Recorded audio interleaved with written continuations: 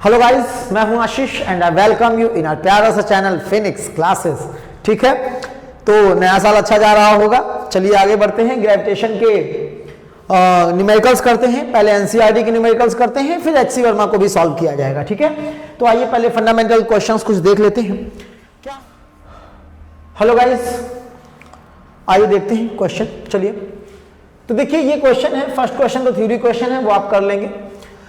Gravitational force acts on all objects in proportional to their masses. Then why a heavy object does not fall faster than a light object? बिल्कुल सही बात है कि gravitational force की बात करें तो जो ऑब्जेक्ट ज्यादा भारी हो, ज्यादा मास होता है जिस ऑब्जेक्ट का, उस पर ग्रेविटेशनल फोर्स ज्यादा लगता है, और जिस ऑब्जेक्ट का मास कम होता है उस पर ग्रेविटेशनल फोर्स भी क्या लगता है, कम लगता है। सही बात है। और ग्रेविटेशनल फोर्स हम लोग पे क्या होता है, वही वेट ही तो होता है हमारा जो ग्रेविटेशनल फोर्स होता है। तो देखिए बिल्कुल अलग अलग मास है तो अलग अलग वेट होता है। जैसे मेरा मास ज्यादा है तो मेरा मास वेट भी ज्यादा होगा, आप छोटे हैं तो आपका मास कम है तो आपका वेट भी क्या होगा, कम होगा। बस कोई ऐसा ना हो जो मेरे से ज्यादा मोटा हो, है ना।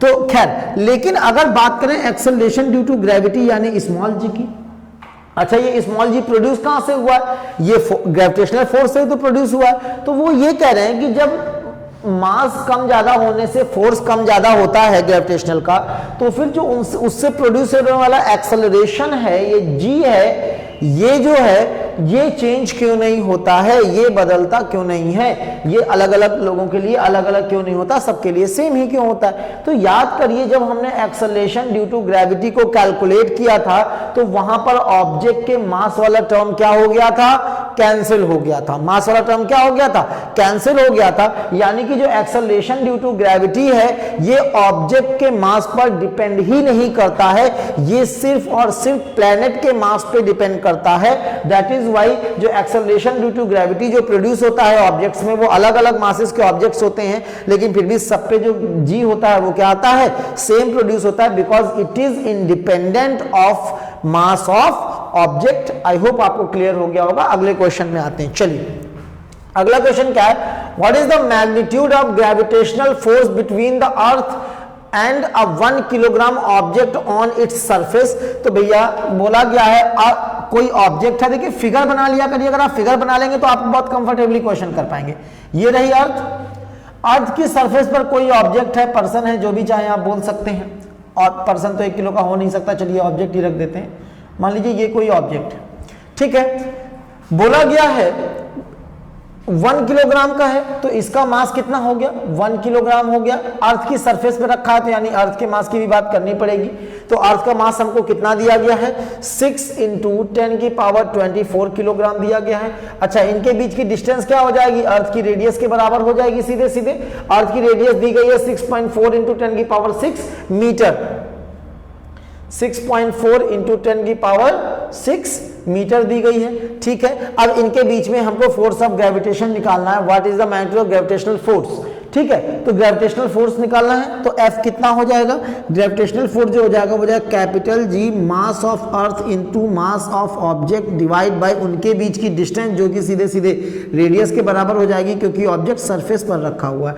ये हो जाएगा। अब बस आपको कुछ नहीं करना, वैल्यू पुट करनी है। तो ये क्या हो जाएगा, 6.7 × 10⁻11। G की वैल्यू आपको लर्न करनी है, यूनिट भी लर्न करनी, मैंने पढ़ाया था, बताया था उसमें। ठीक है, ये आपके में डायरेक्ट 1 नंबर का क्वेश्चन सीधे पूछ लिया जाता है कि कैपिटल जी की वैल्यू क्या होती है। ठीक है, अर्थ का जो मास है वो 6 × 10⁻24 किलोग्राम है। यूनिट्स बहुत इंपॉर्टेंट है, याद रखिए। फिजिक्स के क्वेश्चंस में हमेशा MKS सिस्टम आपको अप्लाई करना है और कोई सिस्टम नहीं चलेगा। मास को आप किलोग्राम में यूज करेंगे, टाइम को आप सेकेंड में यूज करेंगे और लेंथ को आप मीटर में यूज करेंगे। इसके अलावा और कोई यूनिट इन चीजों के लिए यूज नहीं होगी, वरना क्वेश्चन आपका गलत हो जाएगा। ठीक है, तो 6 × 10⁻24 डिवाइड बाय रेडियस का स्क्वायर। रेडियस देखिए मीटर में दी गई है, यानी कि सही है, नहीं होती तो हम कन्वर्ट कर लेते हैं 10⁻6 और इसका स्क्वायर है तो इसको हम 2 बार मल्टीप्लाई लिख देते हैं। ये हो गया। इसको अगर हम सिंप्लीफाई कर लें तो हमारा आंसर आ जाएगा। तो देखिए पहले 6 × 6.7 इंटू, अब 10⁻24 और -11 है तो पावर बेस सेम है, मल्टीप्लाई में है तो पावर सीधे सीधे ऐड हो जाएंगी, माइनस में तो सब्ट्रैक्ट हो जाएगी, तो 24 - 11 हो जाएगा। तो 24 में 11 गया तो कितना बचेगा 13 बचेगा, तो 10 की पावर 13 हो जाएगा। डिवाइड बाय क्या हो जाएगा, तो डिवाइड बाय हो जाएगा 6.4 इंटू 6.4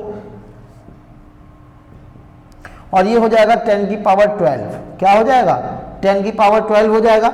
अब ये 10 की पावर 12 ऊपर जाके 10 की पावर -12 हो जाएगा, तो 13 - 12 हो जाएगा, तो ये सीधे सीधे 10 की पावर 1 बच जाएगा, यानी सीधे सीधे 10 बच जाएगा। क्या बच जाएगा, 10 बच जाएगा। अब आपको क्या करना है, देखिए इस डेसिमल से ये डेसिमल कैंसिल हो गया, ये डेसिमल हटा के एक 0 यहाँ पे आप बढ़ा लीजिए।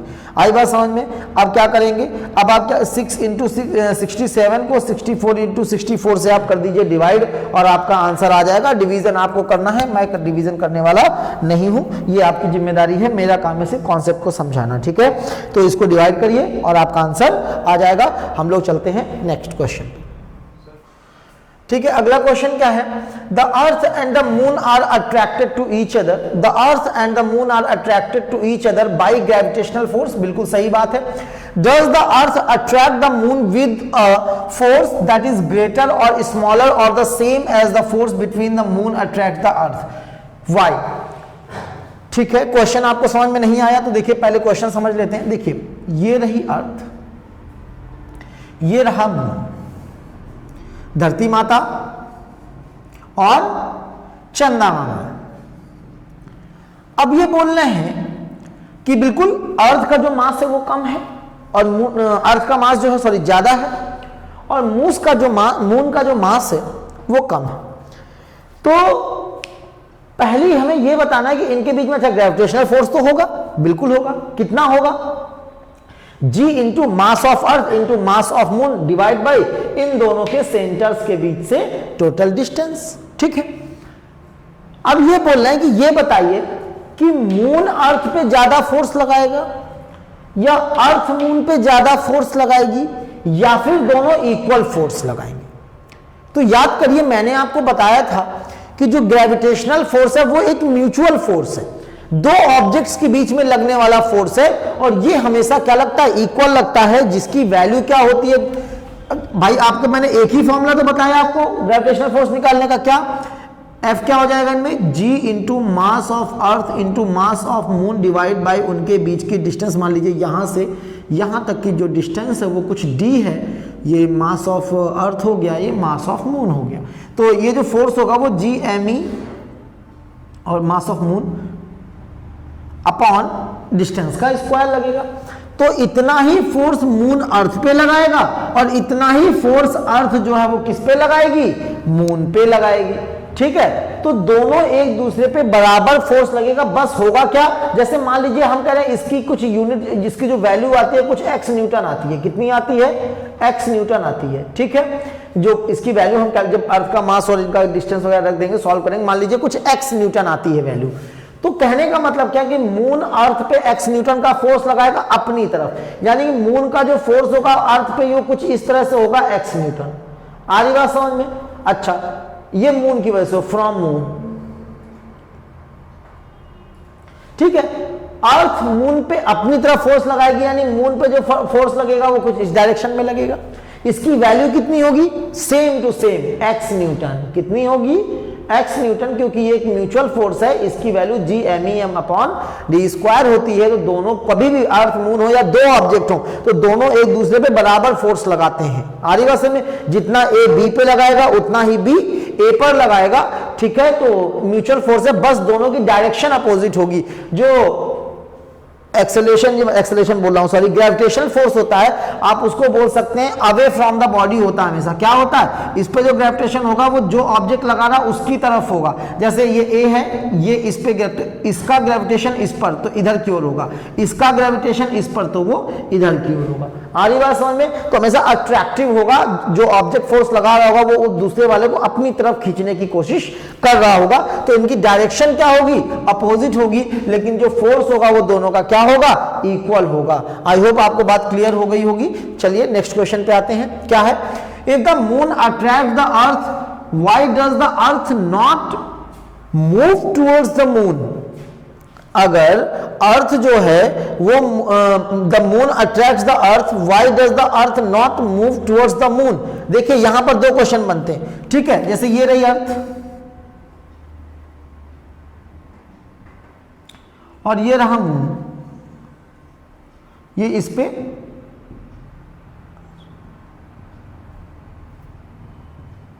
इसके चक्कर काट रहा है अपनी ऑर्बिट। ये मून है हमारा, ये अर्थ है, ये मून। तो पहला क्वेश्चन आता है कि मून अर्थ की तरफ क्यों नहीं आ जाता है, और दूसरा क्वेश्चन आता है कि अर्थ मून की तरफ क्यों नहीं चली जाती। ये जो क्वेश्चन दिया गया वो क्वेश्चन ये है कि जो अर्थ है वो मून की तरफ क्यों नहीं चली जाती जब मून इस पर फोर्स लगा रहा है। तो देखिए बेटा, जो पहली बात तो दोनों फोर्सेस को समझ लेते हैं। तो देखिए, अर्थ इस पे अपना इधर की ओर फोर्स लगाएगी ग्रेविटेशन का, लेकिन मून चक्कर काट रहा है तो उस पे लगेगा क्या, सेंट्रीफ्यूगल फोर्स, जो कि हमेशा बाहर की ओर होता है। तो वो जो सेंट्रीफ्यूगल फोर्स होगा वो इस फोर्स से क्या हो जाएगा, बैलेंस हो जाएगा। इस वजह से मून अपनी ऑर्बिट में रहता है। अच्छा, जो मून अर्थ पे फोर्स लगा रहा है वो फोर्स इस लायक नहीं है कि अर्थ को अपनी तरफ खींच सके। जैसे वही बात हो गई कि जैसे हम अर्थ पे रहते हैं तो हम भी तो अर्थ पे अपनी तरफ फोर्स लगाते हैं और अर्थ हम पे अपनी तरफ फोर्स लगाते हैं। लेकिन हम जब जैसे जंप किया मैंने, तो देखो अगर मैं मतलब ये मार्कर है, मैं कह रहा हूं ये मार्कर ही है, ठीक है। अब ये मार्कर जो है वो अर्थ को अपनी तरफ खींच रहा है और जो अर्थ है वो मार्कर को अपनी तरफ खींच रही है। तो अर्थ ऊपर नहीं आती, मार्कर नीचे जाता है। क्यों? क्योंकि मार्कर की क्या औकात की अर्थ को घसीट ले भाई, जितना इनके बीच में जो भी फोर्स, मान लीजिए 10 न्यूटन का फोर्स लग रहा है, कितना लग रहा है 10 न्यूटन। अब ये बताओ 10 न्यूटन का फोर्स मार्कर को तो नीचे गिराने के लिए काफी है, लेकिन क्या अर्थ को ऊपर उठाने के लिए 10 न्यूटन का फोर्स काफी होगा? नहीं होगा ना, कि होगा? नहीं होगा। तो सेम लॉजिक कि यहां पर ये जो फोर्स लग रहा है वो अर्थ को अपनी तरफ अट्रैक्ट करने के लिए पर्याप्त नहीं है कि अर्थ अपनी जो ऑर्बिट है उसको, क्योंकि अर्थ जो है वो मून के अराउंड भी घूम रही है तो अपनी ऑर्बिट में स्टेबल है वो, तो इतना फोर्स नहीं है कि अर्थ जो है वो मतलब इस फोर्स से अर्थ जो है वो मून की तरफ मूव करने लगे, तो वो फोर्स उतना सफिशिएंट नहीं है। इसलिए अर्थ जो होती है वो अपने ऑर्बिट पे ही रहती है, जो मून अपनी ऑर्बिट पे रिवॉल्व करता रहता और जहां पर है अपनी जगह पर रहती, मून की तरफ मूव करना स्टार्ट नहीं करती है, बस वो सन के अराउंड अपनी ऑर्बिट में चक्कर लगाती रहती है। ठीक है, आइए अगला क्वेश्चन देखते हैं। आइए अगला क्वेश्चन देखिए क्या है। What happens to the force between two objects, दो ऑब्जेक्ट्स के बीच में फोर्स का क्या होगा अगर the mass of one object is doubled, अगर ऑब्जेक्ट का एक ऑब्जेक्ट का मास क्या कर दिया जाए, डबल कर दिया जाए। तो देखिए ऐसे क्वेश्चन बहुत आते हैं, सबसे फ्रीक्वेंट क्वेश्चन है जो एग्जाम में पूछे जाते हैं, बैठ के देख लो, क्लियर हो जाएगा, क्रिस्टल क्लियर हो जाएगा। देखिए कभी भी आपको क्वेश्चन ऐसा आ जाए कि ग्रेविटेशन का क्वेश्चन हो, कभी मास डबल कर दिया, ट्रिपल कर दिया, उनके बीच का डिस्टेंस डबल ट्रिपल कुछ इस तरह से कर दिया, तो आपको कैसे करना है मैं आपको ओरल करना भी सिखाऊंगा, ओरली करना भी सिखाऊंगा और आपको लिख के करना भी सिखाऊंगा, दोनों सिखाऊंगा। आइए देखिए क्या है। अगर कभी भी बोला जाए मास डबल ट्रिपल इसे, तो एक पहले आप मानिए जनरल कंडीशन, पहले थ्योरेटिकली समझते हैं। आप एक मानिए जनरल कंडीशन की एक m1 मास का ऑब्जेक्ट है, एक m2 मास का ऑब्जेक्ट है, उनके बीच का जो डिस्टेंस है वो समथिंग d है। क्या बता रहा था मैं, हाँ ठीक है। तो पहले आपको एक जनरल कंडीशन माननी है, तो ये आप मान लीजिए और उसका फोर्स लिख लीजिए, ठीक है। तो जैसे व्हाट हैपन, तो मान लीजिए एक ऑब्जेक्ट है m1 मास का, एक ऑब्जेक्ट है m2 मास का और उनके बीच का डिस्टेंस कुछ d है, ये हमेशा आप प्लेट कर लीजिए, ठीक है। तो फोर्स क्या हो जाएगा, F हो जाएगा capital G m1 m2 upon d square, इसको पहले इक्वेशन डाल दीजिए। अब इसके बाद जो बोले वो कर दीजिए। अब उन्होंने क्या बोला, the mass of one object is double. अच्छा, जो चेंज किया जाएगा बस वही बताया जाएगा, बाकी जो नहीं बताया गया इसका मतलब वो अनचेंज है, यानी कि जितना पहले था उतना ही अभी भी है। जैसे यहां पर एक ऑब्जेक्ट का मास डबल कर दिया, इसका मतलब एक ऑब्जेक्ट का मास डबल कर दीजिए, बाकी जो कुछ था वो पहले वाली ही वैल्यू रखिए, डिस्टेंस और दूसरे का मास वही रहेगा। तो यानी कि अब जो फोर्स मान लीजिए कुछ F1 ले लिया करो और ये F2 हो जाएगा, तो G वही है, एक का मास डबल किया, किसी एक का, चाहे इसका कर दो चाहे इसका कर दो, क्योंकि उन्होंने बताया नहीं कि किसका डबल किया गया। तो मान लो पहले वाले का मास कुछ डबल हो गया, तो m1 की जगह क्या हो जाएगा, 2m1 हो जाएगा और m2 उतना ही है तो m2 रहेगा। अच्छा, इनके बीच का डिस्टेंस में कुछ नहीं बोला, यानी डिस्टेंस भी वही है। ये इक्वेशन 2 हो गई, आई बात समझ में। अब आंख बंद करके दोनों इक्वेशन को डिवाइड कर दिया करो हर बार, equation 1 divide by equation 2, question कुछ भी कहे आप डिवाइड कर दीजिए।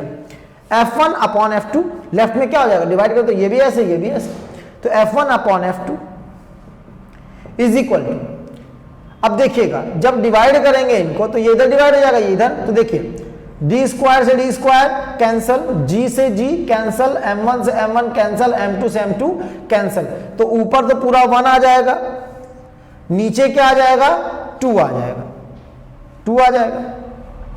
तो F1 upon F2 is equal to आ गया 1/2, यानी कि अच्छा हमें निकालना क्या है, बाद वाला फोर्स निकालना है, तो F2 निकालना है, तो क्रॉस मल्टीप्लाई कर दीजिए, तो F2 इज इक्वल टू आ जाएगा 2F1, क्या आ जाएगा 2F1, आई बात समझ में, यानी कि जो F2 होगा यानी जो नया फोर्स होगा वो पुराने वाले फोर्स का क्या हो जाएगा, डबल हो जाएगा, ट्वाइस हो जाएगा, 2 टाइम्स हो जाएगा।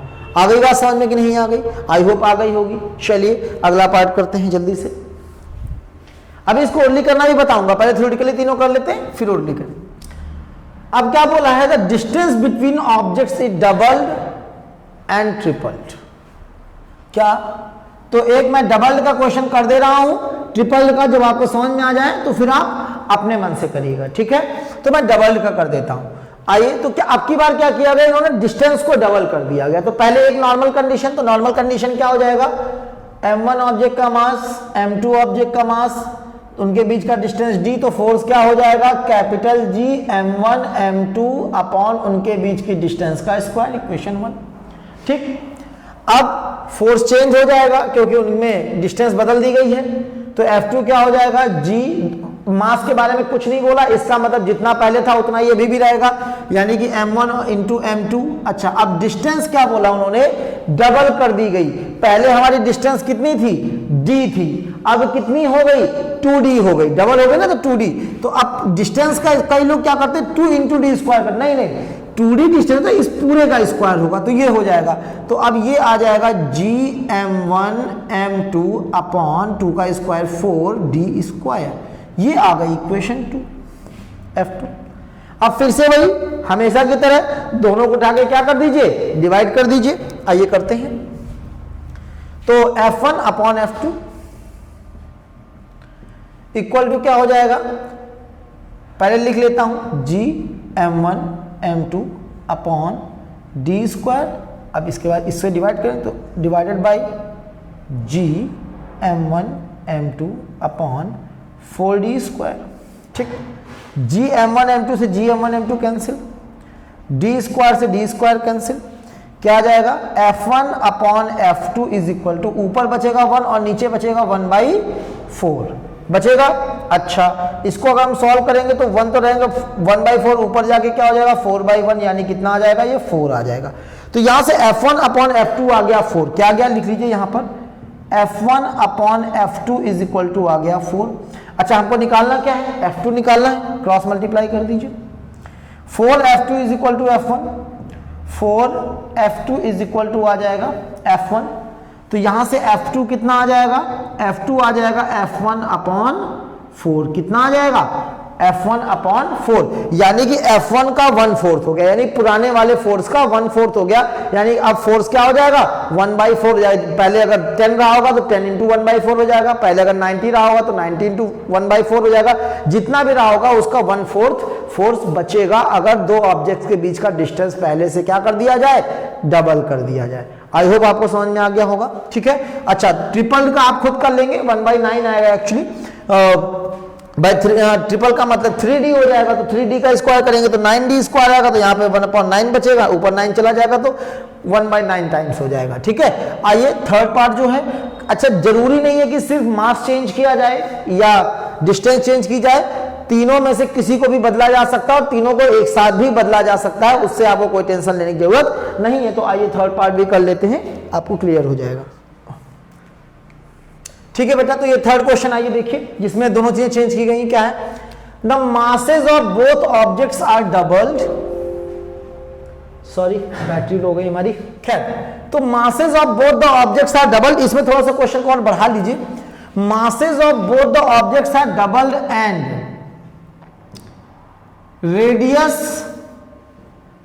ट्रिपल्ड, इसको इतना कर लीजिए, तब देखते हैं क्वेश्चन को कि अगर दोनों ऑब्जेक्ट्स के मास को डबल कर दिया जाए और रेडियस को ट्रिपल कर दिया जाए तब फोर्स में क्या चेंज आएगा। आइए देखिए। तो देखिए मैंने पहले नॉर्मल कंडीशन m1 m2 उनके बीच का डिस्टेंस डी, पहली इक्वेशन सेम टू सेम यही बन जाएगी, ठीक है। अब जो चेंज हुआ उसकी इक्वेशन बनाइए, तो F2 क्या हो जाएगा जी, बोला है बोथ ऑब्जेक्ट्स का मास डबल कर दिया, यानी कि पहले वाले का कितना था m1, अब कितना हो जाएगा 2m1 इंटू, दूसरे वाले का मास कितना था m2, अब कितना हो जाएगा 2m2 डिवाइड बाई उनके बीच की डिस्टेंस का स्क्वायर। डिस्टेंस को हमने क्या कर दिया है, ट्रिपल कर दिया है, यानी कि पहले थी d तो अब कितनी हो जाएगी 3d, और इसका फॉर्मूले में होता है स्क्वायर, तो ये हो गया। तो ये 3d का स्क्वायर कर देंगे तो ये कितना आ जाएगा, सॉल्व करके लिख दे रहा हूं डायरेक्टली यहाँ पे 9d स्क्वायर आ जाएगा, ठीक है। ये इक्वेशन 2 हो जाएगी। आई बात समझ में। अब फिर से वही पुराना मेथड, दोनों इक्वेशंस को उठा के क्या कर दीजिए, डिवाइड कर दीजिए, कर दे डिवाइड। अच्छा, जिसको डायरेक्ट कैंसिल करने में प्रॉब्लम हो रही हो वो यहाँ पे मैं थोड़ा कैलकुलेट कर देता हूं, तो इधर हो जाएगा F1 अपॉन F2। अच्छा, जब चीजों को डिवाइड किया जाए तो नीचे वाला जाके मल्टीप्लाई में रिवर्स में आ जाता है कि नहीं आ जाता, लिख दीजिए Gm1 m2 upon D square, ये जो होगा ऊपर जाके रिवर्स हो जाएगा, यानी हो जाएगा 9d square upon g into 2m1 into 2m2, ठीक। इतनी बात क्लियर है। अब देखिए g से g कैंसिल, m1 से m1 कैंसिल, m2 से m2 कैंसिल, d स्क्वायर से d स्क्वायर कैंसिल, नंबर बच जाएंगे, तो आ जाएगा f1 upon f2 is equal to 9 upon 2 2 जा 4, 9/4 आ जाएगा, ठीक है। अब क्या करेंगे, क्रॉस मल्टीप्लाई, तो 4f1 is equal to 9f2, 4f1 is equal to 9f2।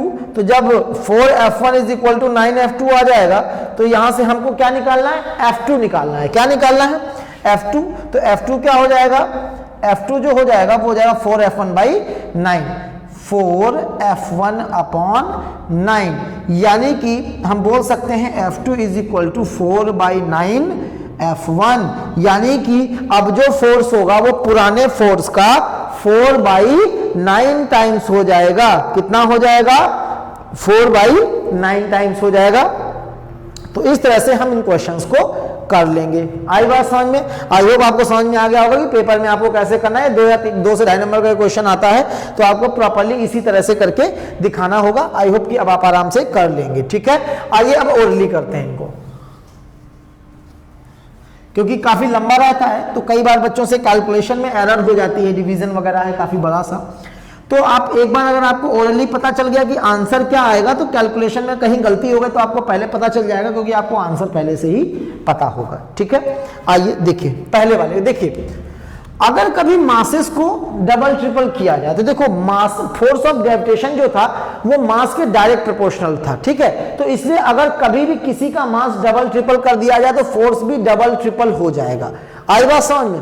अच्छा, डिस्टेंस के इनवर्सली प्रोपोर्शनल था, तो डिस्टेंस में क्या होगा और इनवर्सली, यानी कि अगर डिस्टेंस डबल की गई तो फोर्स में 1/डबल का चेंज आएगा, लेकिन डिस्टेंस में भी क्या था, स्क्वायर था, यानी कि डिस्टेंस को डबल करेंगे तो फोर्स क्या हो जाएगा 1/2 का स्क्वायर हो जाएगा, यानी 1/4 टाइम्स आएगा। यानी कि डिस्टेंस को चेंज करने पर उसका रेसिप्रोकल स्क्वायर चेंज आएगा, रेसिप्रोकल और स्क्वायर चेंज आएगा, ठीक है। यानी कि अब समझिएगा, मैं लिखूंगा कई बार, किसी ऑब्जेक्ट का मास डबल कर दिया गया तो फोर्स भी क्या हो जाएगा, डबल कर दिया हो जाएगा। मान लीजिए दोनों ऑब्जेक्ट्स का मास डबल कर दिया गया तो पहले की वजह से फोर्स डबल हो जाएगा, दूसरे का डबल तो उसकी वजह डबल, तो फोर्स क्या हो जाएगा 4 टाइम्स हो जाएगा। देखो आया था 4 टाइम्स, ठीक है। अगर मान लो एक ऑब्जेक्ट का मास डबल कर दिया गया, पहले ऑब्जेक्ट वाले के मास में कोई चेंज नहीं किया गया तो 1 ही माना जाएगा, और डिस्टेंस में क्या कर दिया गया, डिस्टेंस को हम करें 4 टाइम्स कर दिया गया, तो 4 टाइम्स का मतलब 4 का स्क्वायर कर दिया गया, तो सीधे सीधे क्या हो जाएगा 2 × 1/16, यानी कि 2/16, यानी 1/8 टाइम्स हो जाएगा। जो नया फोर्स होगा वो क्या हो जाएगा 1/8 टाइम्स हो जाएगा। तो आपको जी वगैरह लिखने की जरूरत नहीं, बट डबल के नंबर लिख लीजिए क्या है, बस मासेस में चेंज है तो ऊपर लिखिए, डिस्टेंस में चेंज है तो नीचे लिखिए और उसका स्क्वायर कर दीजिए, ठीक है। पहले का मास ट्रिपल कर दिया, दूसरे का मास डबल कर दिया, डिस्टेंस को डबल कर दिया तो डबल का स्क्वायर हो जाएगा। ठीक है, तो ये हो जाएगा 3 2 जा 6 अपॉन 2 2 जा 4 2 2 जा 2 3 जा, तो 3/2 का चेंज आएगा। कितना चेंज आएगा? 3/2 का चेंज आएगा, यानी 3/2 टाइम्स हो जाएगा। तो आप इस तरह से ओरली भी इन क्वेश्चंस को कर सकते हैं। आई होप आपको आ गया होगा। ठीक है, what is the importance of universal law of gravitation? आपको बहुत पहले बता चुका हूं, इस दुनिया की स्टेबिलिटी ही ग्रेविटेशन की वजह से है। ग्रेविटेशन ना होता तो दुनिया की स्टेबिलिटी खत्म हो जाती। What is the acceleration of free fall? Acceleration of free fall जो होता है वो एक्सेलरेशन ड्यू टू ग्रेविटी के बराबर होता है, यानी कि एक्सेलरेशन ऑफ फ्री फॉल क्या होता है? सीधे सीधे g के बराबर होता है, जो भी प्लेनेट है। अगर अर्थ है तो g की वैल्यू 9.8 हो जाएगी, मून है तो ऑब्वियसली 9.8/6 हो जाएगी, etcetera. What do we call the gravitational force between earth and object? तो अर्थ और ऑब्जेक्ट के बीच के ग्रेविटेशनल फोर्स को हम क्या नाम देते हैं? लास्ट लेक्चर देखिए, जो 10 मिनट का वीडियो पड़ा हुआ है, ऊपर आई बटन है, उस पर जाकर क्लिक कर लो तो वेट समझ में आ जाएगा पूरा। तो इसको हम क्या बोलते हैं? वेट नाम दिया गया है। क्या नाम दिया गया है? वेट नाम दिया गया है। अगला, okay, Amit buys few gram of gold at the poles as per the instruction. एक सेकंड, जरा फोन देना, जरा मुझे एक चीज कंफर्म करनी है। ठीक है बेटा, तो अब ये क्वेश्चन है आपका कि कुछ फ्रेंड है ये, तो इसके पहले एक चीज समझ लीजिए कि जैसे अर्थ है तो हम सब जानते हैं कि अर्थ जो है वो परफेक्ट स्फीयर तो है नहीं। अर्थ कुछ इस तरह से है, पोल्स पर थोड़ी सी चपटी है और इक्वेटर पर थोड़ी सी बड़ी है, यानी कि इधर का रेडियस ज्यादा है और इधर का रेडियस कम है। अच्छा, जब इधर का रेडियस ज्यादा है तो यानी कि यहां पर रेडियस नीचे होता है डिस्टेंस, तो यानी कि जी की वैल्यू क्या होगी? मिनिमम होगी। यहां पर रेडियस मिनिमम है तो यानी कि जी कितना हो जाएगा? मैक्सिमम हो जाएगा। तो अगर अर्थ की ही हम बात करें तो पोल्स पे जो होता है वो जी की वैल्यू मैक्सिमम होती है, और इक्वेटर पे जो जी की वैल्यू होती है, एक्सेलरेशन ड्यू टू ग्रेविटी की वैल्यू होती है, वो मिनिमम होती है। ठीक है, अच्छा, वेट क्या होता है? वो होता है mg। क्या होता है? mg। तो किसी ऑब्जेक्ट का जो वेट होगा वो यहां पर क्या होगा? मैक्सिमम होगा, और उसी ऑब्जेक्ट का वेट यहां पर क्या होगा? मिनिमम होगा, क्योंकि यहां पे g मिनिमम होगा। ठीक है, तो यहां पर वेट मैक्सिमम होगा, यहां पर वेट मिनिमम होगा। अब ये क्वेश्चन कहता है कि दो फ्रेंड हैं, तो उनमें से आपने अपने फ्रेंड को फोन किया जो कि रहता है पोल पर। कहां रहता है? पोलर रीजन में रहता है, और आपने उससे बोला भाई कि हमारे लिए कुछ गोल्ड लेते आना। क्या लेते आना? गोल्ड लेते आना। और मुझे, और फिर कहता ठीक है लेते आएंगे। अब ये भैया आए और गोल्ड खरीद के अपना रख लिए। अब जब लेके आए तो इन लोग की मुलाकात हुई इक्वेटर पे। मुलाकात हुई इक्वेटर पे, तो अब इनने इनको गोल्ड ट्रांसफर किया। बोला लो भाई, तुमने गोल्ड मंगाया था, हमने तुमको दे दिया, पैसे दे दो हमारे। तो जब पैसे देंगे तो क्या ऐसे पैसे दे देंगे? आप पहले उसका वेट लेंगे। क्या लेंगे? वेट लेंगे, और जितना वेट होगा उतना ही पैसा आप उसको देंगे। तो अब यहां पर वेट करेंगे तो क्या जितना ये बताएगा उतना ये उसको पैसा देंगे? नहीं देंगे। क्यों नहीं देंगे? क्योंकि यहां पर जब इन्होंने वेट मेजर किया होगा तो रहा होगा कुछ और, उसी ऑब्जेक्ट का जब यहां पर आया तो जी की वैल्यू हो गई कम, तो अब यहां पर वेट आएगा कम। तो जो चीज यहां पे मान लो 10 न्यूटन 10 kgf बोल सकते हैं हम, किलोग्राम फोर्स, तो 10 kgf का जो गोल्ड होगा वो यहां आगे हो सकता है 9 kgf हो जाए। कितना हो जाए? 9 kgf रह जाए। ठीक है, या हम kgf से परेशान ना हो, न्यूटन में कर लेते हैं। मान लीजिए 10 न्यूटन का वेट था, ठीक है, यहां पे आगे पता चला 9 न्यूटन हो गया, तो वो कहेगा क्या भाई साहब, हमें तो 9 न्यूटन का गोल्ड दिया तुम्हें, तो मैं 9 न्यूटन का पैसा दूंगा तुमको, 10 न्यूटन का पैसा थोड़े ना दूंगा। तो ये बोलेंगे नहीं भैया, हम तो वहां देखे थे तो 10 न्यूटन का वेट था। ठीक है, तो यहां पर इनकी लड़ाई हो जाएगी और इनके बीच में अच्छा जो क्या बोलते हैं ट्रांजैक्शन है वो नहीं हो पाएगा। लेकिन अगर मास की बात करेंगे तो मास से सेटिस्फैक्शन होगा, क्योंकि मास ना यहां चेंज होता है ना यहां चेंज होता है, कहीं चेंज नहीं होता, तो मास दोनों का सेम होगा। तो अगर किलोग्राम देखेंगे तो दोनों में सेम आएगा। लेकिन अगर वेट की बात करेंगे तो वेट इक्वेटर पे क्या हो जाएगा? डिक्रीज हो जाएगा। तो वेट के हिसाब से अगर वो पैसा देगा तो फिर वो उसको पूरा अमाउंट नहीं देगा, क्योंकि वही ऑब्जेक्ट का जो वेट होगा वो यहां पर कुछ और होगा, यहां पर कम होगा और यहां पर क्या होगा? ज्यादा होगा। आई होप आपको बात समझ में आ गई होगी। ठीक है, ओके बेटा, देखिए अगला क्वेश्चन देखते हैं क्या है। Why will a sheet of paper fall slower than one that is scrambled in a ball? तो बोल रहे हैं कि अगर आप एक ही हाइट से एक पेपर ड्रॉप कर दें और इसी पेपर को किसी बॉल पे लपेट के तब फेंक दें, तो ये पेपर धीरे धीरे आता है और ये बॉल से जो पेपर है वो सीधे तेजी से चलाता है। बल्कि हम सबको पता है कि ऑब्जेक्ट्स में जो एक्सेलरेशन लगता है वो सेम लगता है, तो उस हिसाब से दोनों पे जो दोनों को पहुंचना चाहिए, वो सेम टाइम में पहुंचना चाहिए, लेकिन ये देर में क्यों गिरता है और ये पहले क्यों गिर जाता है? तो इसका सीधा सा एग्जांपल कारण ये है कि ये अर्थ है और यहाँ पर हमारे पास आइडियल कंडीशंस नहीं है। ये जितने भी लॉज हैं वो सारे आइडियल कंडीशंस के लिए हैं। यहाँ पर जब हम बात कर रहे हैं इसकी, तो इसका मतलब ये कि सिर्फ और सिर्फ ग्रेविटेशनल फोर्स होना चाहिए, उसके अलावा और कोई फोर्स नहीं होना चाहिए। लेकिन अगर आप देखिए जब हम यहाँ से पेपर को फेंकेंगे तो ऑब्वियसली बात है, अगर मैं ये मार्कर है और एक पेपर है छोड़ दूं तो मार्कर पहले पहुंचेगा और पेपर बाद में पहुंचेगा। क्यों पहुंचेगा? क्योंकि यहां पर क्या है, लिक्विड है, फ्लूइड भरा हुआ है, लिक्विड नहीं फ्लूइड है एक्चुअली, है ना, गैस, एयर भरी हुई है। हमारे आसपास क्या है, चारों तरफ एयर के अंदर है, हम लोग एयर के अंदर डूबे हुए हैं ना, तो एयर का भी अपना फोर्स होता है, तो विस्कोसिटी वगैरह बोल सकते हैं या ड्रिफ्ट बोल सकते हैं, एयर का बहुत सारे फोर्स होते हैं, ठीक है।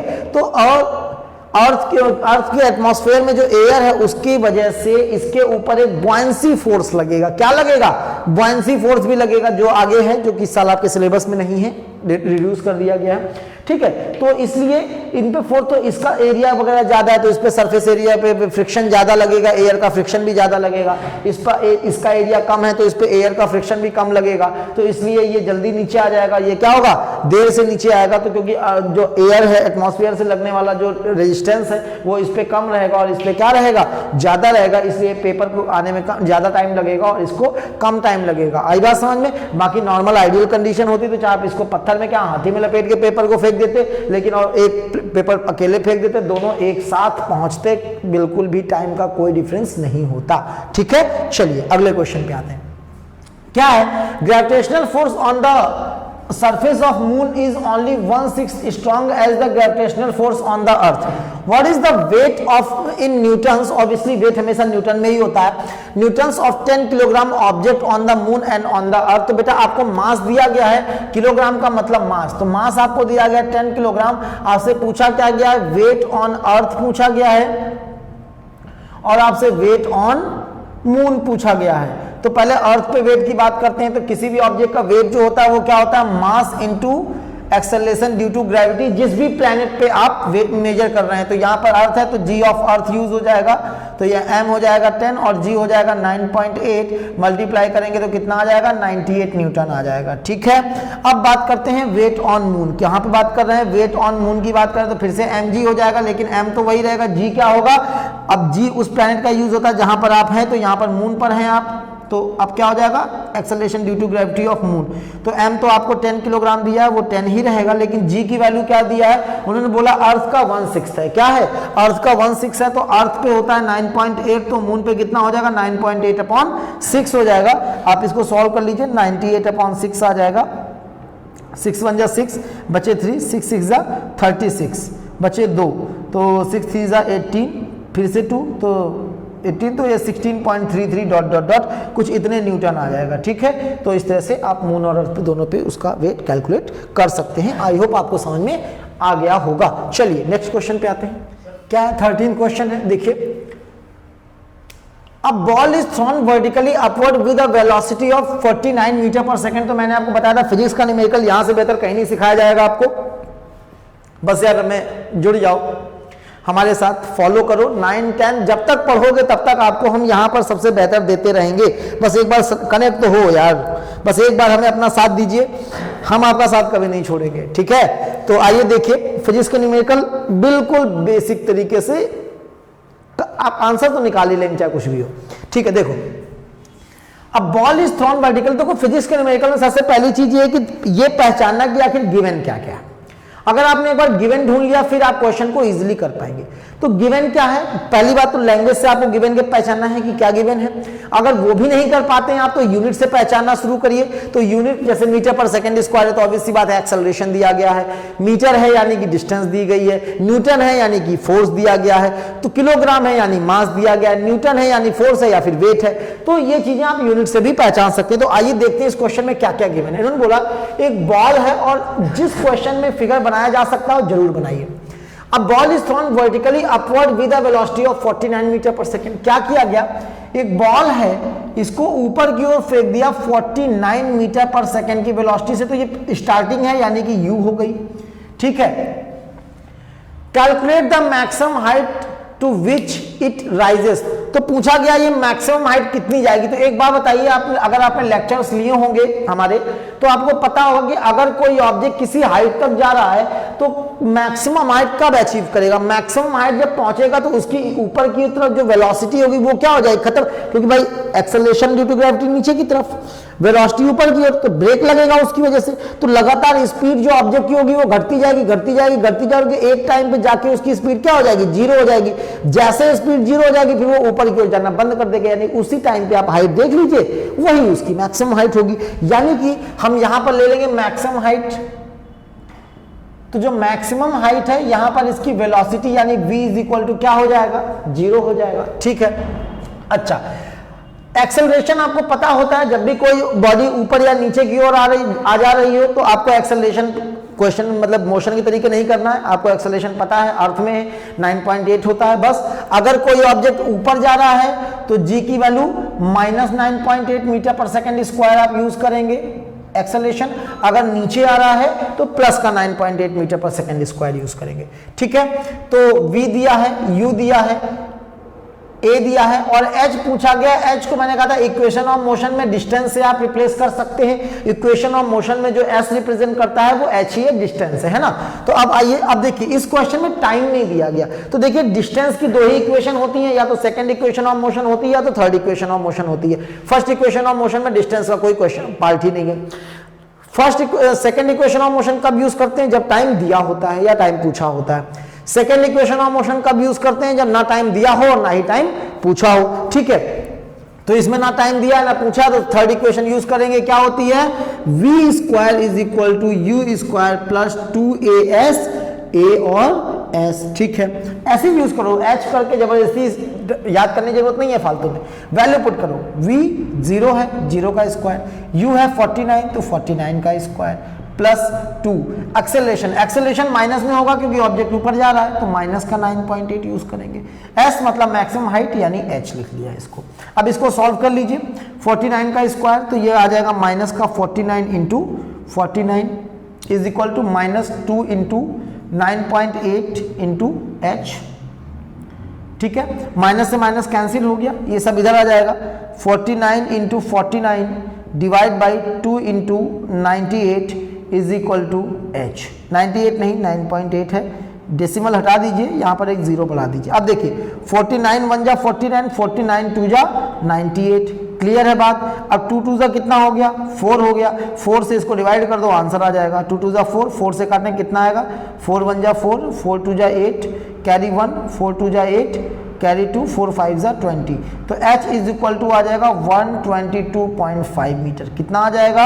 122.5 मीटर। यानी कि जो हमारी बॉल है या ऑब्जेक्ट है वो 122.5 मीटर ऊपर जाने के बाद ऊपर जाना बंद कर देगी, यानी मैक्सिमम हाइट इतनी जाएगी, इसके बाद फिर वो नीचे आने लगेगी ऑब्वियसली, है ना।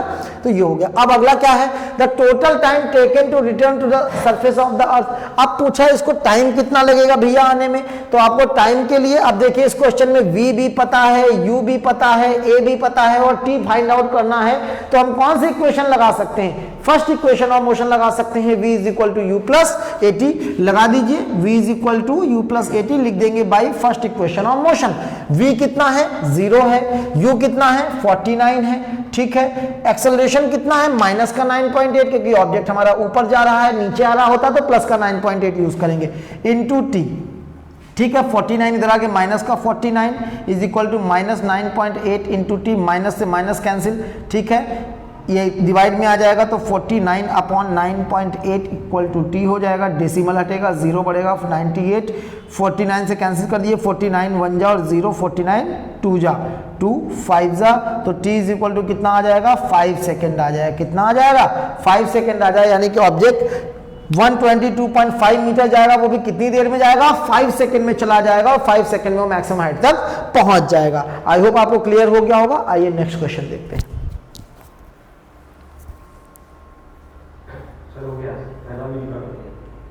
लगा दिया, अभी चालू 24 घंटे तक होगा ये कि 5,500 रुपए जब तक चले। हाँ, मतलब एक लिमिट होती है कितने दिन से कितने दिन तक आप लगाना चाहो।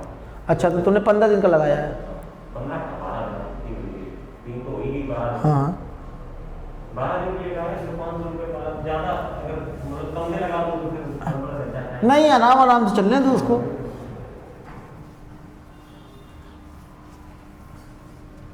12 दिन में 500 रुपये पूरा हो जाएगा। हर चैप्टर का एक वीडियो, क्योंकि अगर किसी ने एक देख लिया और पसंद आ गया तो फिर बाकी तो देख ही लेगा। वो देखो प्लेलिस्ट अगर ना बनी हो सारी तो बना दो, तो बना दो उसको ग्रेविटेशन की भी, बाकी ऐड करते रहा करो, अगली डालो तो प्लेलिस्ट में ही किया करो। ठीक है बेटा, आइए अगले क्वेश्चन में चलते हैं। Question number 14।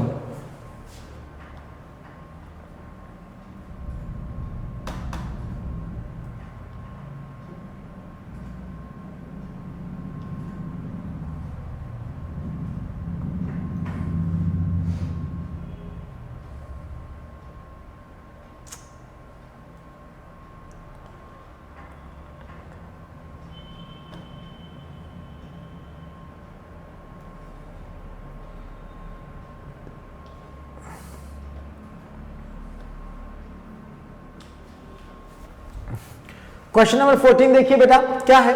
A stone is release from the top of a tower of height 19.6। तो फिर से वही फिगर बनाना बहुत जरूरी है। मान लीजिए ये एक टावर है, ये रहा tower. A stone is thrown vertically upward with, नहीं सॉरी 14th है। A stone is release from the top of a tower of height 19.6 metre. तो जो टावर है इसकी हाइट दी गई है, कितनी दी गई है? 19.6 मीटर दी गई है। ठीक है, अब इस टावर की हाइट से एक स्टोन को ड्रॉप कर दिया गया। देखिए मैंने कहा था लैंग्वेज, जब आपको मैंने अपवर्ड और इनिशियल डाउनवर्ड मोशन की थ्योरी पढ़ाई थी, अगर आपको नहीं क्लियर है तो आई बटन पे क्लिक कीजिए। यहां पर जो ग्रेविटेशन का लेक्चर नंबर 2 है उसमें आपको आई बटन पे क्लिक करने को मिल जाएगा, और वहां पर आप समझ पाएंगे कि एक्सेलरेशन पॉजिटिव नेगेटिव किस तरह से क्या लेना है। ठीक है, तो क्या होगा? Stone is release from the top of a tower of height इतने रिलीज्ड। ठीक है, अब कभी भी टर्म आ जाए रिलीज्ड, ड्रॉप्ड, तो इन सब का मतलब है कि चीज को जस्ट छोड़ दिया गया। क्या किया गया? जस्ट छोड़ दिया गया। उसको कोई इनिशियल झटका देके, फोर्स देके कोई वेलोसिटी नहीं दी गई है, बस वो नॉर्मल इनिशियल वेलोसिटी 0 से स्टार्ट हुआ है। यानी कि इसको रिलीज किया, यानी कि इसकी इनिशियल वेलोसिटी क्या होगी? 0 मीटर पर सेकेंड हो जाएगी। ठीक है, टावर से छोड़ दिया गया। Calculate the final velocity just before touching the ground.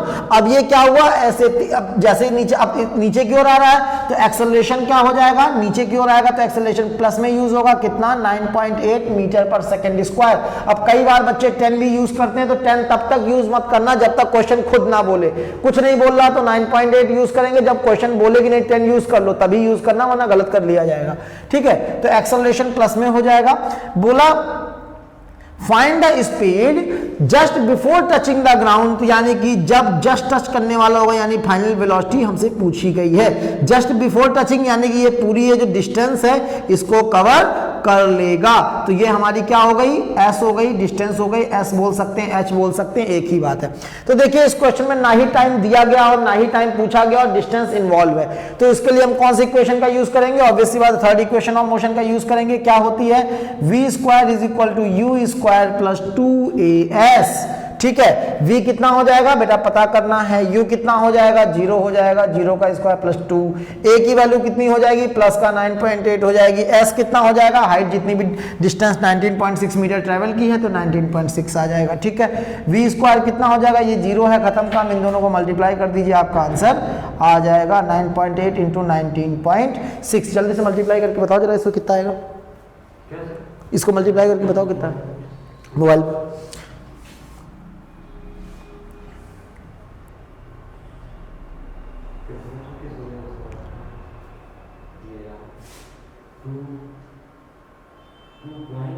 Two into 9.8 into 19.6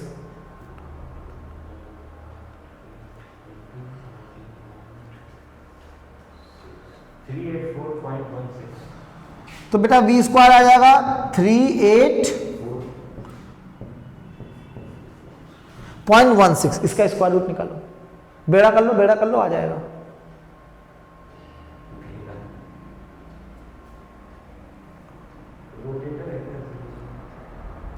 auto rotation on कर दो।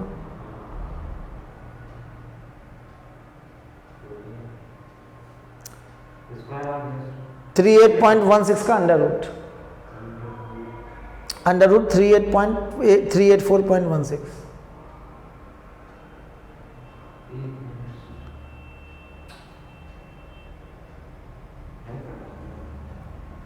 ला दिखाओ। अंडर रूट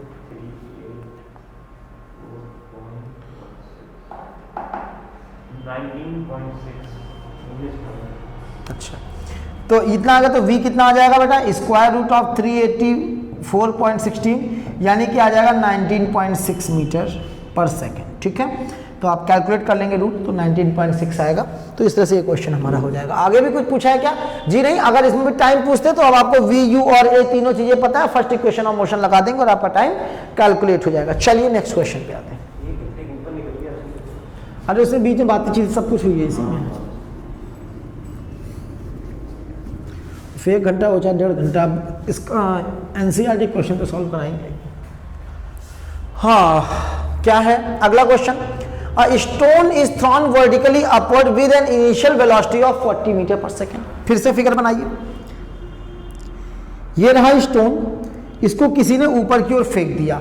किस स्पीड से? 40 मीटर पर सेकेंड की वेलोसिटी से फेंक दिया। इनिशियल वेलोसिटी हो जाएगी क्योंकि स्टार्टिंग में फेंका गया है। ये अपवर्ड फेंका गया है, यानी एक्सेलरेशन की बात करें तो माइनस का 9.8 मीटर पर सेकंड स्क्वायर हो जाएगा, क्योंकि आप सभी जानते हैं जब कोई चीज ऊपर जाती है तो एक्सेलरेशन मतलब एक्सेलरेशन ड्यू टू ग्रेविटी जो होता है वो नेगेटिव में लगेगा, क्योंकि अपोजिट डायरेक्शन है।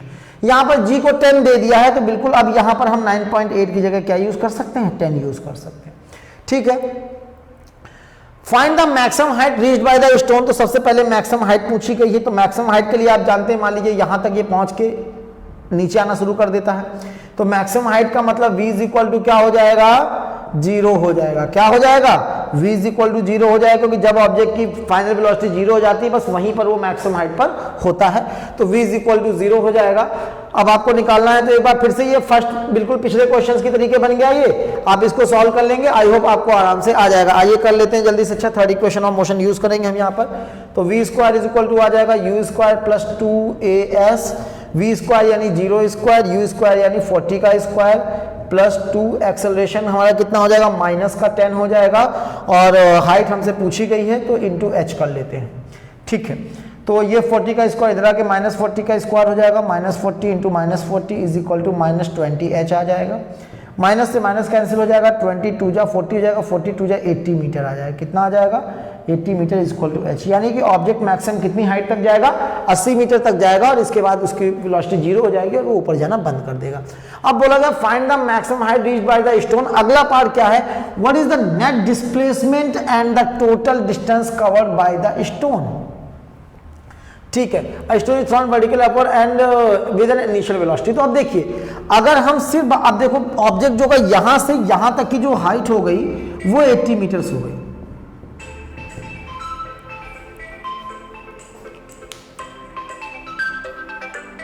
हेलो हेलो हेलो, बढ़िया हूँ। अच्छा, आप HDFC से बोल रहे हैं?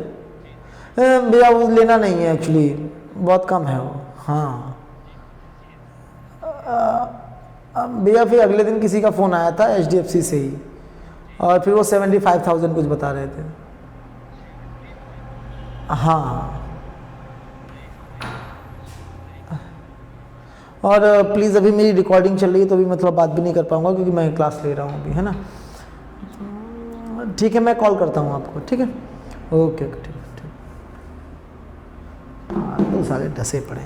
ठीक है, तो 80 मीटर आ गया। अब बोला गया है ऑब्जेक्ट जाता है। ठीक है, अब डिस्प्लेसमेंट भी आपसे पूछा गया और डिस्टेंस भी आपसे पूछा गया। तो एक बात बताइए, अगर यहां से यहां तक की बात की जाए तो डिस्टेंस 80 हो जाएगा, स्ट्रेट गया है, डिस्प्लेसमेंट भी 80 हो जाएगा। अगर वापस आने की हम बात कर लें इसी में, तो अगर ऑब्जेक्ट वापस भी आता है तो 80 जाएगा, 80 आएगा तो डिस्टेंस कितना हो जाएगा? 160 हो जाएगा। डिस्प्लेसमेंट कितना हो जाएगा? तो याद करिए first lecture of motion, displacement हमेशा इनिशियल और फाइनल पोजीशन के बीच का डिस्टेंस होता है, जैसे जाएगा वैसे ही वापस आ जाएगा, तो डिस्प्लेसमेंट वहीं जहां था वहीं शुरू किया वहीं पहुंच गया वापस, तो फिर डिस्प्लेसमेंट क्या हो जाएगा, जीरो। लेकिन कब, जब वापस नीचे आए। अब अगर मैक्सिमम हाइट पे बात करेंगे तो डिस्टेंस भी 80 होगा और डिस्प्लेसमेंट भी 80 ही होगा। आई होप आपको क्लियर होगा। आइए नेक्स्ट क्वेश्चन करते हैं।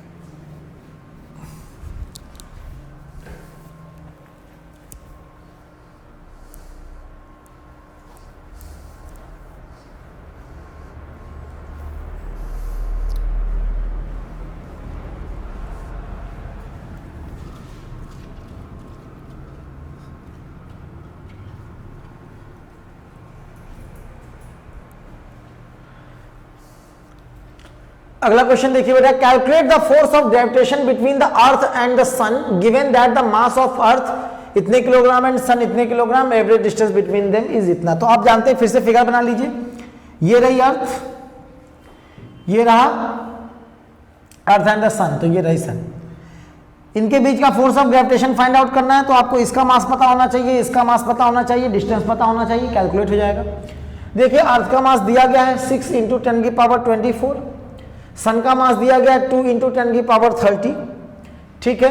The average distance between the two is 1.5 × 10⁻11 metre, तो ये दिया गया। अब इनके बीच में force of gravitation find out करना, तो आई होप आप लोग इजीली फाइंड आउट कर सकते हैं। कितना हो जाएगा, capital G into mass of earth into mass of sun divide by उनके बीच की डिस्टेंस का स्क्वायर। कैपिटल G की वैल्यू हम सबको पता है कितनी होती है, 6.7 × 10⁻11 होती है। मास ऑफ अर्थ जो होता है that is 6 × 10⁻24 kilograms obviously. Sun का जो मास है वो 2 × 10⁻30 है obviously kilogram, divide by distance का square. The distance between them is 1.5 × 10⁻11, तो 1.5 × 1.5 × 10⁻11 × 10⁻11। अब मैंने ऐसा क्यों किया, क्योंकि स्क्वायर है तो दोनों को 2 बार मल्टीप्लाई करना पड़ेगा। अब बेटा इसको आप कर लीजिए सिंप्लीफाई, आई होप आप खुद कर सकते हैं, ठीक है। तो सबसे पहले पावर से ऐड कर लीजिए, पावर्स का अलग कर लीजिए, नंबर्स का अलग, तो ये हो जाएगा 6.7 × 6 × 2, ये नंबर्स अलग कर लीजिए। अच्छा 10⁻24 और 30 कितना हो जाएगा, 54 हो जाएगा। 54 से 11 हमारा सब्ट्रैक्ट हो जाएगा,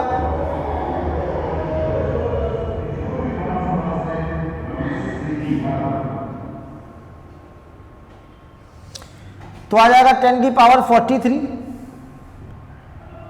डिवाइड बाई 1.15 × 1.5 करेंगे तो 2.25 आ जाएगा, इंटू 10⁻11 हो जाएगा 10⁻22। अब 10⁻22 ऊपर जाके सब्ट्रैक्ट हो जाएगा, तो 10⁻22 हो जाएगा 43 - 22, ठीक है। कितना आ जाएगा, ये इधर लिख लेते हैं, तो आ जाएगा 6.7 × 6 × 2 × 10⁻3 में 2 गया 1, 4 में 2 गया 2, 21 आ जाएगा अपॉन 2.25, ठीक है भाई।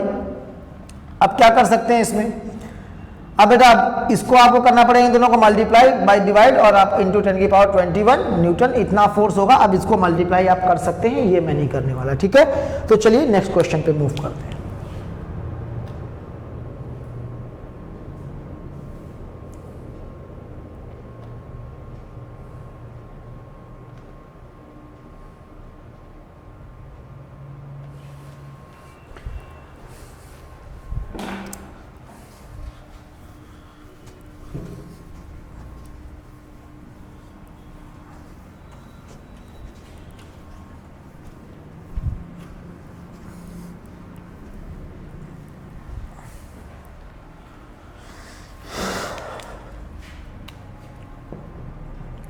देखिए बेटा अगला क्वेश्चन क्या है, a stone is allowed to fall from the top of a tower. फिर से ये रहा मान लीजिए हमारा टावर, ये टावर है, यहां से एक स्टोन को ड्रॉप कर दिया गया 100 मीटर हाई, ये हाइट जो हो गई इसकी वो 100 मीटर हो गई, इसके नीचे क्या हो जाएगी, अर्थ हो जाएगी। तो ये जो हाइट हो गई वो 100 मीटर हो गई, यानी कि इसको 100 मीटर का डिस्टेंस ट्रैवल करना है। At the same time, another stone is projected vertically upward from the ground with a velocity of 25 metre per second. अब इन्होंने इसी टाइम पे एक साथ एक ऑब्जेक्ट नीचे से ऊपर की ओर स्टोन फेंक दिया, ठीक है, इसको जस्ट ड्रॉप किया था और इसको स्पीड दी गई थी, तो इसकी स्पीड क्या हो जाएगी, इसको 1 ले लेते हैं ऑब्जेक्ट, ये मान लीजिए एक ये 1 हो जाएगा ऑब्जेक्ट और ये ऑब्जेक्ट 2 हो जाएगा, तो इसका नाम u2 कर लेते हैं, ठीक है, इनिशियल वेलोसिटी। तो इसकी इनिशियल वेलोसिटी u1 क्या हो जाएगी, 0 हो जाएगी, इसकी इनिशियल वेलोसिटी क्या हो जाएगी, 25 मीटर पर सेकेंड हो जाएगी, ठीक है, भेज दिए गए। Calculate when and where the 2 stones will meet. तो हमसे बोला गया ये बताइए कि कब और कहां ये दोनों स्टोन एक दूसरे से मिलेंगे। तो मान लीजिए कुछ यहां पर एक दूसरे से मिलते हैं, हमें नहीं पता कहां पर, कुछ ऐसे रैंडमली आप मान लीजिए। तो मान लीजिए तो यहां से यहां तक ये कुछ h1 डिस्टेंस ट्रेवल करता है, यहां से यहां, सॉरी h2, ये यहां से यहां तक कुछ h1 डिस्टेंस मान लीजिए ट्रेवल कर लेगा और यहां से यहां तक ये कुछ h2 डिस्टेंस ट्रेवल कर लेगा और इसके बाद फिर ये यहां पर उनका क्या हो जाता है, मिलन हो जाता है, संगम हो जाता है, प्रयागराज बन जाता है, इलाहाबाद बन जाता है, जो भी होता है। खैर, तो अब यहां पे आप क्या करिए, देखिए इन दोनों के डिस्टेंसेस h1 और h2 कैलकुलेट कर लीजिए, उनको सम करके 100 कर दीजिए, आपका आंसर आ जाएगा। तो अच्छा बताइए इसके लिए एक्सेलरेशन क्या हो जाएगा, 10 तो दिया नहीं गया, तो प्लस का 9.8 क्योंकि ऊपर से नीचे आ रहा है, इसका क्या हो जाएगा, माइनस का 9.8 क्योंकि नीचे से कहां जा रहा है, ऊपर जा रहा है, ठीक है। अब हम यहां पर टाइम दोनों का सेम है, टाइम दोनों का क्या है, सेम है, यानी कि इसको यहां से यहां तक आने में जो टाइम t लगेगा उतना ही टाइम इसको यहां से यहां तक जाने में लगेगा, क्योंकि एक साथ जब चल रहे हैं तब मिले हैं, तो जितना देर ये चलेगा उतना देर ये भी चलेगा, लोकेशन ऊपर नीचे हो सकती है लेकिन टाइम दोनों का सेम ट्रैवल होगा, जो ट्रैवल टाइम होगा वो सेम होगा, ठीक है। तो अब हम क्या करते हैं, अगर हम मान लीजिए थर्ड इक्वेशन लगाएं तो हमारे पास v नहीं है, तो v के बिना हम कुछ कर नहीं सकते, तो थर्ड इक्वेशन तो लगा नहीं सकते। तो एक काम कर लेते हैं, सबसे सेकंड इक्वेशन ऑफ मोशन लगाते हैं, तो इसके लिए लगा देते हैं, तो h1 इक्वल टू क्या हो जाएगा, s इक्वल टू ut, तो 0 ही हो जाएगा क्योंकि u 0 है, प्लस हाफ at, तो a हो जाएगा 9.8 और इंटू t का स्क्वायर, ठीक है। तो h1 आ जाएगा 4.9 t स्क्वायर, इक्वेशन 1। इसके लिए लगा देते हैं, तो s इज इक्वल टू फिर से ut plus half at square, तो s कितना हो जाएगा इसका हमें पता नहीं, तो इसको हमने कुछ h2 नाम दिया था। इनिशियल वेलोसिटी 25 पता है, तो ये हो जाएगा 25 इंटू टी प्लस 1/2, a की वैल्यू हो जाएगी माइनस का 9.8 इंटू टी का स्क्वायर। सॉल्व कर लीजिए, यह आ जाएगा 25t और माइनस 4.9 टी स्क्वायर, ये आ गया h2। अब देखिए इक्वेशन 1 और इक्वेशन 2 दोनों आ गया। अब h1 और h2 तो आपको पता है कि ये दोनों मिलकर टोटल गैप जो था वो 100 का था, जब भी मिलेंगे तो टोटल 100 डिस्टेंस दोनों के द्वारा मिलकर कंप्लीट हो जाएगी, तभी तो मिल पाएंगे। तो h1 प्लस h2 जो होगा वो 100 होगा कि नहीं होगा, h1 प्लस h2 कितना होगा, 100 होगा। तो आइए लगा दीजिए, h1 plus h2 is equal to 100, दोनों की वैल्यूज पुट कर दीजिए h1 और h2 की, जो भी आपने निकाली है। क्या है, 4.9 टी स्क्वायर है h1 की, 4.9 टी स्क्वायर है h1 की, और h2 की है 25t minus 4.9 t square, 25t minus 4.9 t square is equal to 100 हो जाएगा। अब देखिए ये प्लस का 4.9 टी स्क्वायर माइनस का 4.9 टी स्क्वायर कैंसिल हो जाएगा, सीधे सीधे आ जाएगा 25t इज इक्वल टू 100। तो यहाँ से t कितना आ जाएगा, 100/25 आ जाएगा, यानी कि 4 सेकेंड आ जाएगा। कितना आ जाएगा, 4 सेकेंड आ जाएगा। आई होप आपको क्लियर हो गया होगा। तो यहाँ 4 सेकेंड बाद ये दोनों एक दूसरे से मिल जाएंगे, 4 सेकेंड तक ये नीचे आएगा, 4 सेकेंड तक ये ऊपर जाएगा, फिर कहीं पे ये मिल जाएंगे।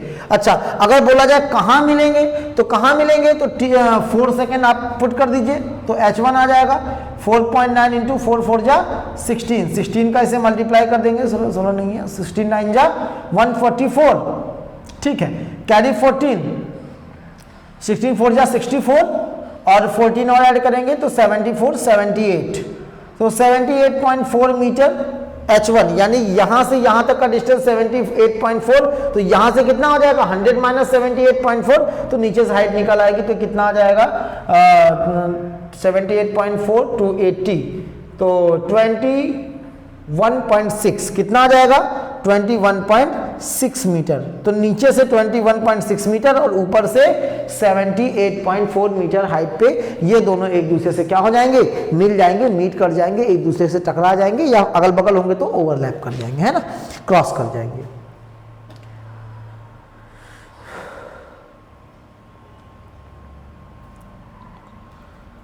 बस एक ही क्वेश्चन है। आइए देखिए बेटा, बस ये लास्ट क्वेश्चन है, लेक्चर बहुत लंबा हो गया है, बट क्या करें, अब एनसीईआरटी तो कम से कम एक लेक्चर में खत्म करनी ही पड़ेगी, एनसीईआरटी क्वेश्चन, वरना फिर बहुत सारे लेक्चर्स हो जाएंगे, फिर आप लोग कहते हो सर बहुत दिन तक पढ़ाते रहते हैं आप एक ही चैप्टर। खैर देखिए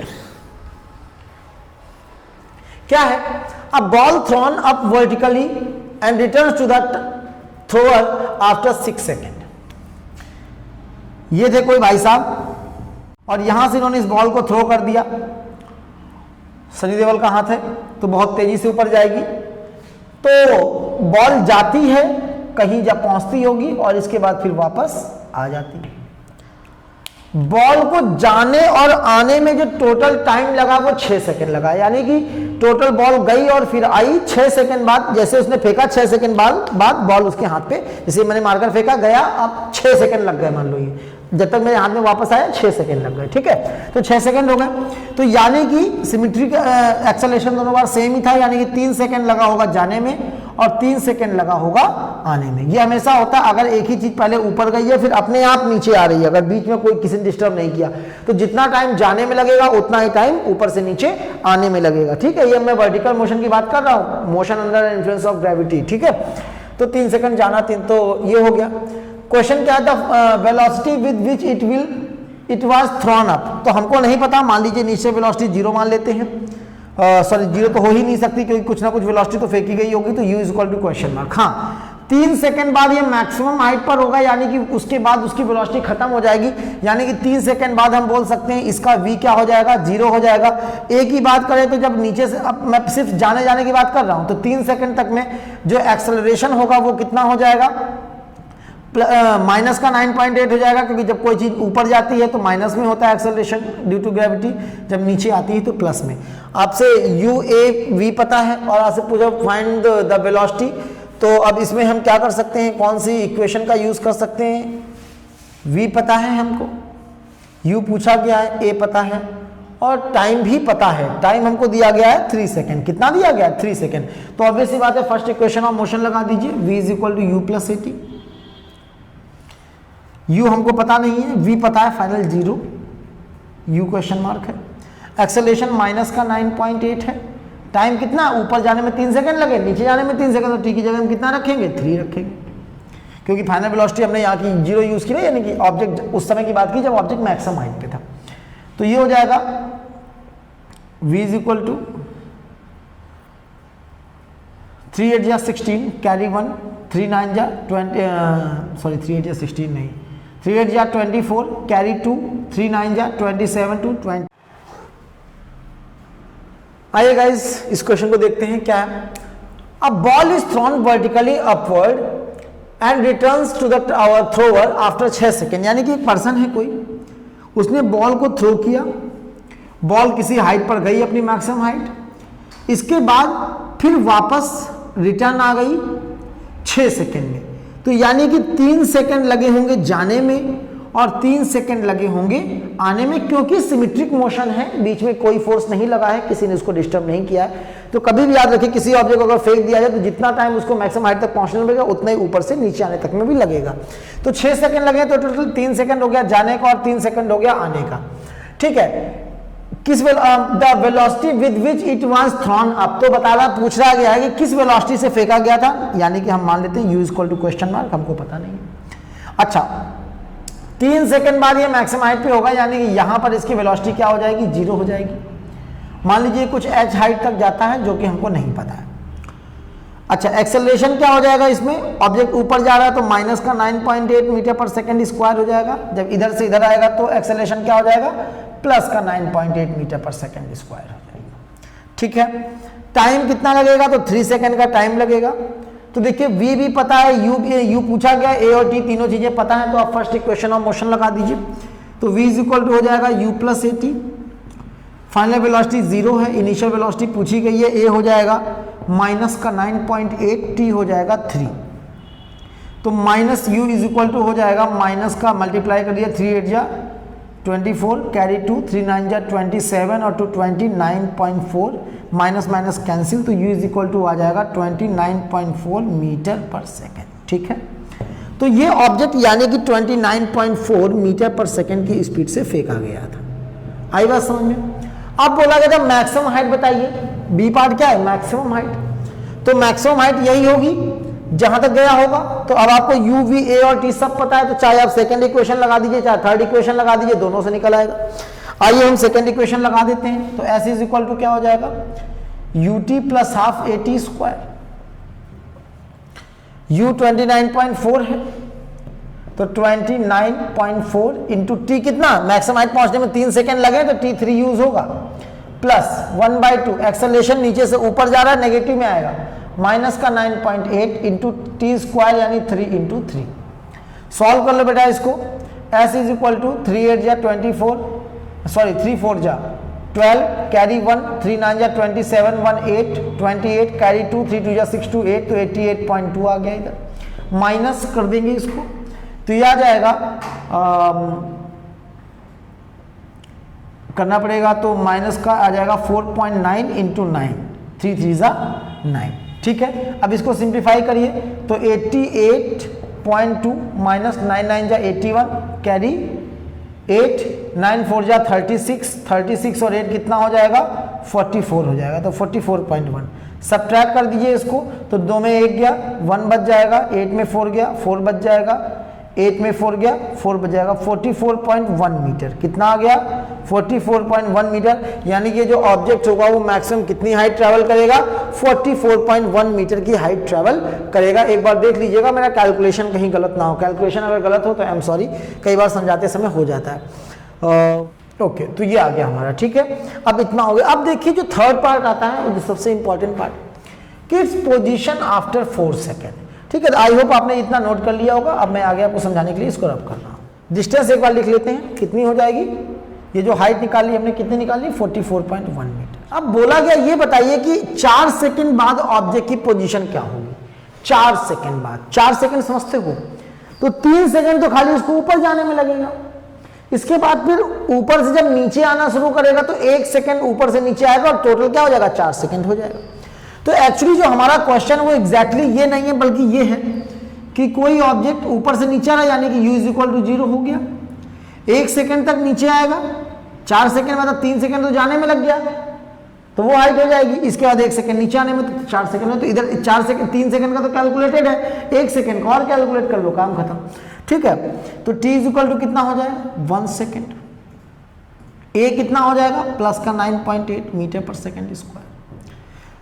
कहां पर होगा, पोजीशन यानी डिस्टेंस पूछी गई है, तो इसको हम कुछ s ले लेते हैं, तो s निकाल लेंगे। अब इसमें v नहीं है, यानी कि ये सेकंड इक्वेशन से होगा, तो s इज इक्वल टू क्या हो जाएगा, फिर से ut plus half A T square, ut तो 0 हो जाएगा, 1/2, a हो जाएगा 9.8, t हो जाएगा 1 इंटू 1, तो ये कितना आ जाएगा, 4.9 मीटर। कितना आ जाएगा, 4.9 मीटर, यानी कि ऑब्जेक्ट 1 सेकंड में 4.9 मीटर आ जाएगा। कितना आ जाएगा, 4.9 मीटर। अब देखिए पूरा, देखिए यहां से पहले ये ऊपर गया था, कितना गया था, 44.1 मीटर 3 सेकंड में, फिर यहां से ये ऐसे वापस नीचे आ गया, 1 सेकंड में कितना आ गया, 4.9 मीटर, 4.9 मीटर। तो अब इसकी पोजीशन क्या होगी, कुछ ये पोजीशन होगी कि नहीं होगी, यहां पर होगा, ये जाएगा फिर वापस आएगा, तो इसकी जो हाइट होगी इस समय अर्थ से वो कितनी हो जाएगी, 44.1 से 4.9 को हमें क्या करना पड़ेगा, सब्ट्रैक्ट करना पड़ेगा। तो हाइट आफ्टर 4 सेकेंड 44.1 -4.9, सब्ट्रैक्ट कर दो, 11 में 9 गया, 2 बचा, 3 में जाएगा नहीं तो 13 में 4 गया, 9 बचा, ये 4 का 3 हो जाएगा, कैरी दिया तो ये आ जाएगा 39.2 मीटर। कितना आ जाएगा? 39.2 मीटर, यानी कि ऑब्जेक्ट यहाँ पर 39.2 मीटर पर होगा। तो यानी 4 सेकंड बाद जो ऑब्जेक्ट होगा वो अर्थ से 39.2 मीटर की हाइट पर होगा। आई होप आपको समझ में आ गया होगा। अगर आपको ना समझ में आया हो तो आप मेरे से वेरियस प्लेटफॉर्म्स हैं, वहाँ पर पूछ सकते हैं। आप ऑफलाइन कोचिंग हमारी ज्वाइन कर सकते हैं, व्हाट्सएप पर नंबर दिया गया है। ठीक है, तो आज के लिए इतना रखते हैं। ऑब्वियसली लेक्चर काफ़ी लंबा हो गया, बट ठीक है, कोई बात नहीं, चलता है। पढ़ाई करनी है तो लंबे लंबे लेक्चर लेने पड़ेंगे। तो आज के लिए इतना ही रखते हैं। तो हंसते रहिए, मुस्कुराते रहिए, चैनल को शेयर और सब्सक्राइब करते रहिए, लाइक करते रहिए, कमेंट जरूर करें। आपने चैनल सब्सक्राइब किया है तो कमेंट को भी करें। ठीक है, so please it's all for today. मिलते हैं नेक्स्ट वीडियो में। Till then, thank you very much, God bless you all.